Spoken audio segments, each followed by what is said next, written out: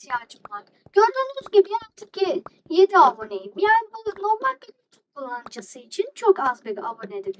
O yüzden abone olmanızı istiyorum. Lütfen abone olun. Abone olun.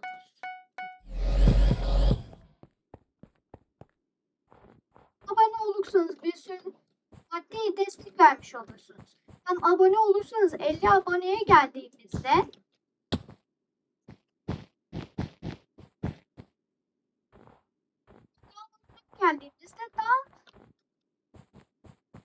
daha sık video çekmeye başlayacağım.